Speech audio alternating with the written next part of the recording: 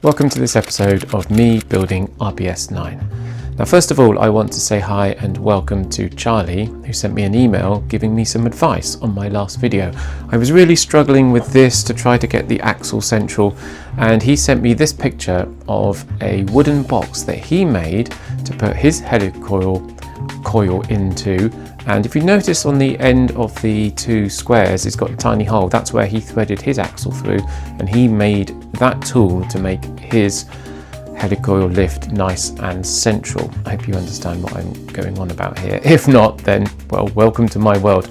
Anyway, Charlie's been really helpful, and he suggested that this would have made my job easy, and I thank you so much, Charlie. I do have lots of people who email me with advice, and you're one of them, and it's great that you're building your own RBS. Here's another picture that he sent me. This is his pyramid shape made out of wood with the helical going right up the center. I think he's got this kind of bulge thing going on at the top in order for the balls to be unloaded. So thanks for getting in touch, Charlie. Really appreciate it. Keep me updated. Be good to see the finished thing at some point. And everyone else, yes, you're always welcome to email me. I love connecting around the world with people who are doing things along the same hobby that I'm doing as well.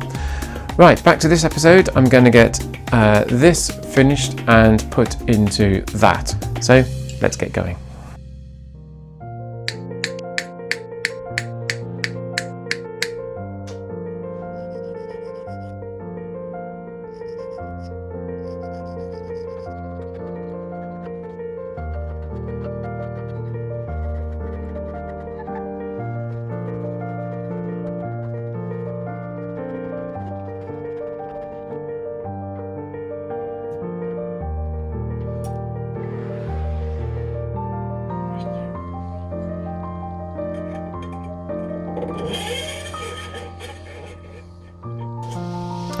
Now I've got to sort the bottom out, so the bottom will be cut and so it doesn't scrape on the wood there, and also have to sort the top out so that it unloads at some point when I've got the track on there. But I think the first job I've got to do is to make sure this is turning the right way. My feeling is it's going the wrong way. The motor needs adjusting, so let's have a look at that.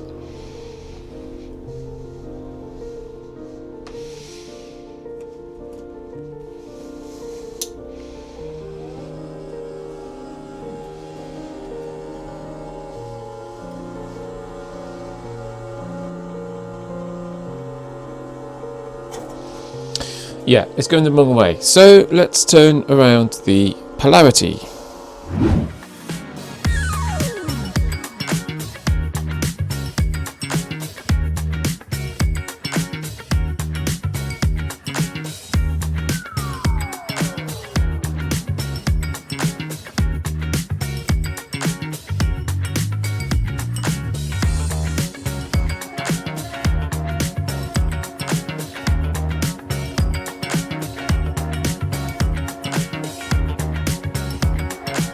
So that's the black and the red wires that go to the motor swapped around, which means the motor goes in the right direction. Now you can see I have made the bottom nice and tidy, which means the balls will get lifted up as they land on there, and I've still got to sort the top out, but I'm going to do that later. Next up, I'm going to make the vertical section of track. Now in the past I've made it out of either just plain copper wire or some thin tube like this. This is 2mm tube.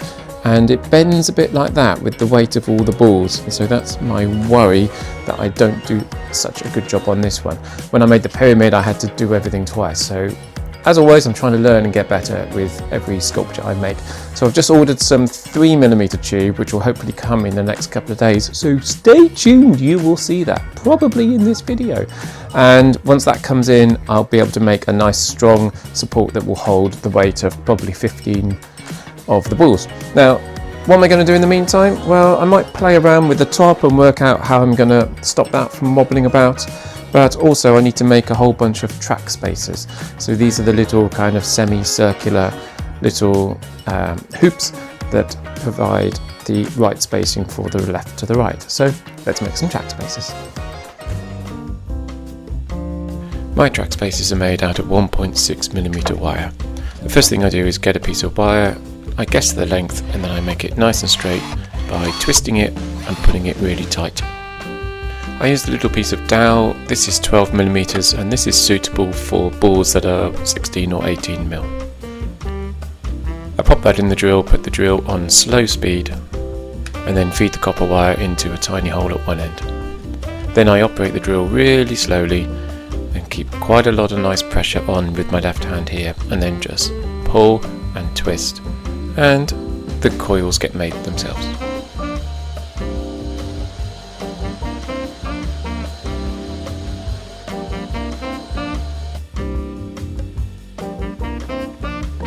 Then I cut off the tab that went through the hole, and then there's a little bit of wiggly jiggly action just to kind of take the coil off the dowel.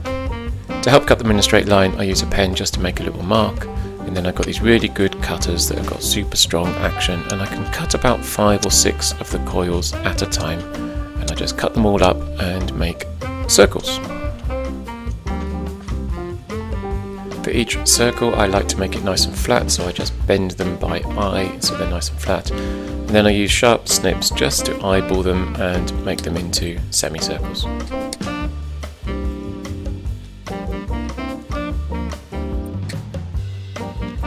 Once they're done, they look like nice bits of swarf, and I pop them into this lovely little ceramic bowl that my youngest daughter made a long time ago. So whenever you see that bowl, you know that's my track spacers. I'd like to credit this guy, Daniel De Bruin, who helped me develop my rolling ball techniques quite a lot. I was already making them for a couple of years, and then this guy came along with this video, and yeah, it really helped me get the scale of things and a few little tricks like how to make these track spacers. So thanks very much, Daniel, you've really helped me.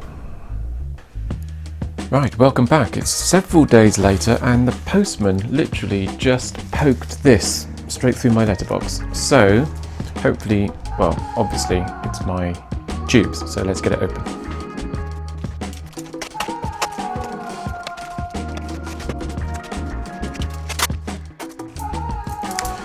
Okay, that's replenished the stock quite nicely. I've got a couple of 5mm, a couple of 4mm, a couple of 3mm copper tubes.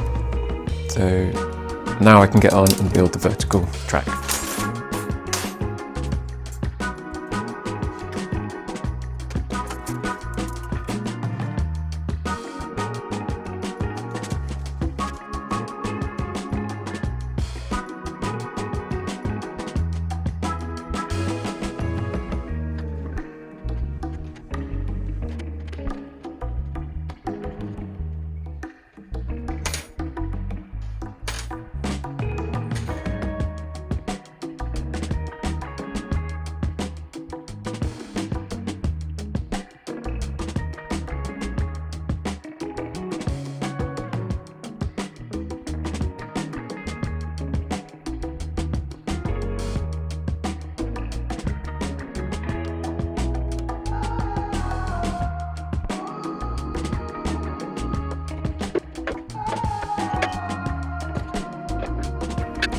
Once again, you can see it's absolutely beautiful once it's been polished up. So this is quite strong, nice and straight, and yeah, I'm very happy with this.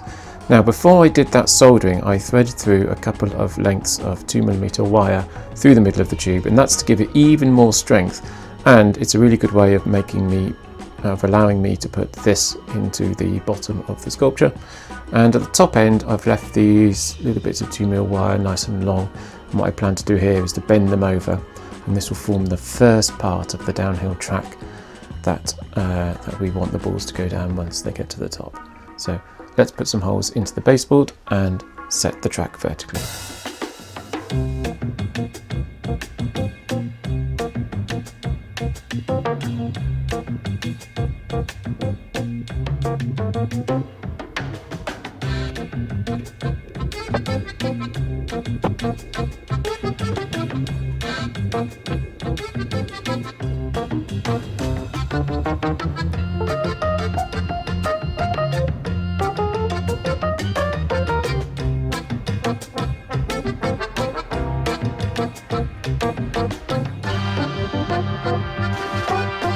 Sometimes I don't quite know how to end these episodes, but for this week only, we have come down to Somerset to look at the Starling Murmurations. So hopefully in that sky there, in about 10 minutes time, there's going to be 1 million starlings, and hopefully you'll get to see them.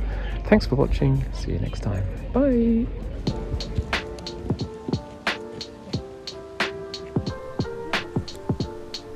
A few places in the UK you get these absolutely amazing starlings that gather together over the winter to create one of the wonders of the natural world.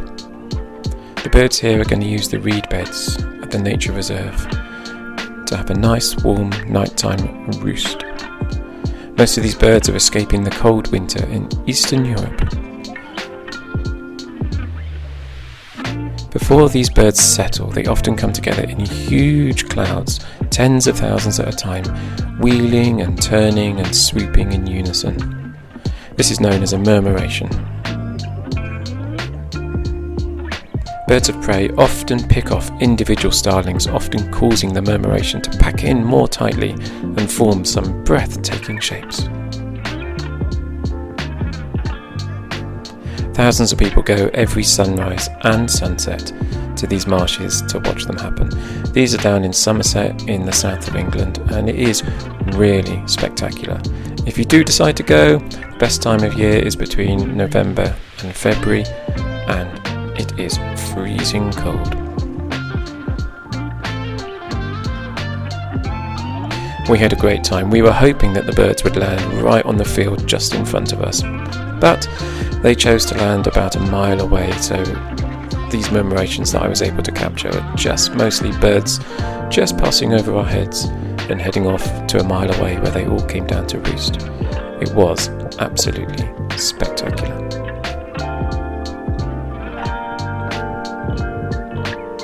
Well worth the bother of visiting. Okay, thanks for watching. See you next time. Bye.